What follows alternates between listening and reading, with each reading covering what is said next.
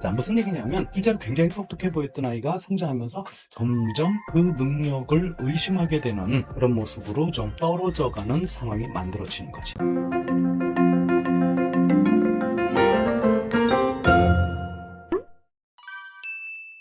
안녕하세요.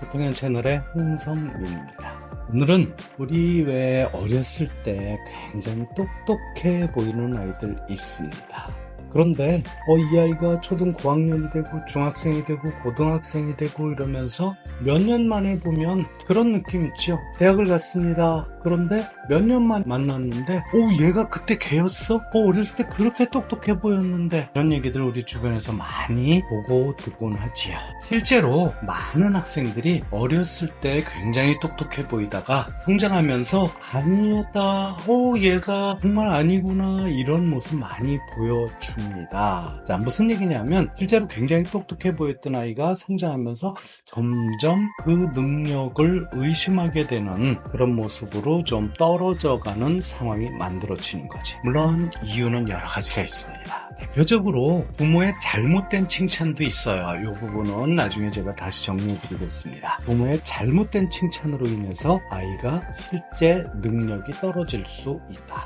두 번째로 제가 꼭 보고 싶은 것은요, 아이들의 목표 성향이에요. 사람들은요, 목표 성향 두 가지 중에 하나를 갖게 되어 있습니다. 첫 번째, 학습 목표 성향이에요.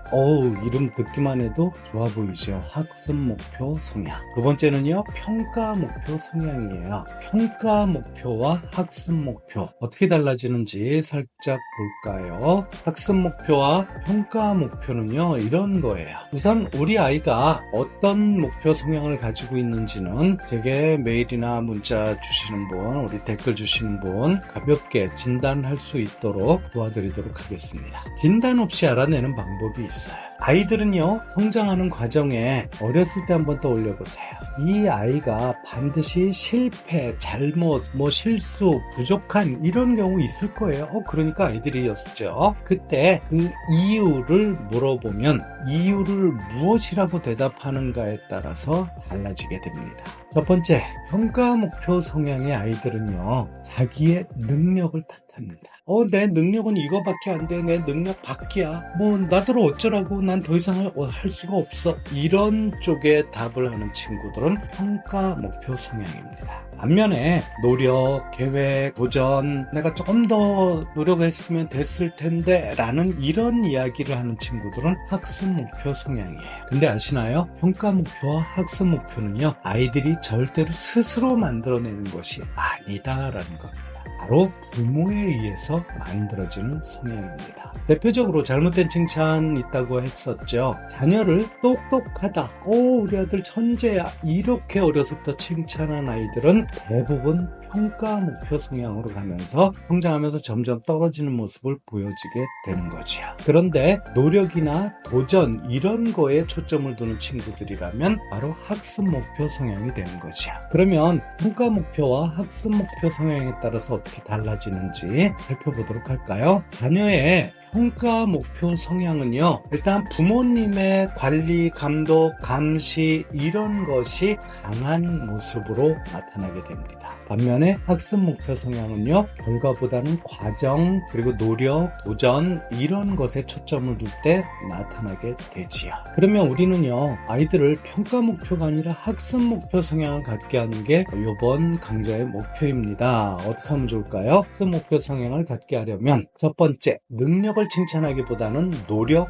도전 이런 것을 칭찬하라. 그리고 점수, 석차, 시험 이런 결과에 초점 두지 말고 그 과정을 칭찬하는 겁니다. 그리고 세 번째는요, 무엇을 배웠는지, 새롭게 알게 된 게 무엇인지를 물어보고 그런 새롭게 배운 것에 대한 기쁨을 함께 기뻐하는 겁니다. 네 번째는요, 스스로 목표 설정을 하게 하고 그것을 성공하게 하는, 성공을 경험하게 하는, 그래서 선순환 사이클을 만들어가게 하는 이런 것이 필요합니다. 다섯 번째는요, 전에 모르던 것을 알게 되기까지 어떤 노력을 했는지 물어보고요, 그 과정을 칭찬하는 겁니다. 함께 기뻐하며 칭찬해 주세요. 여섯 번째는요, 실수, 실패, 당연히 할 수 있습니다. 이때 격려하면서 다음엔 어떻게 하면 될지를 물어보세요. 왜 이따위로 했어? 왜 이거밖에 못했어? 라고 혼내는 게 아니라 격려를 하는 겁니다. 그리고 다음엔 어떻게 하면 좋을까? 라고 아이의 생각을 물어보는 거죠.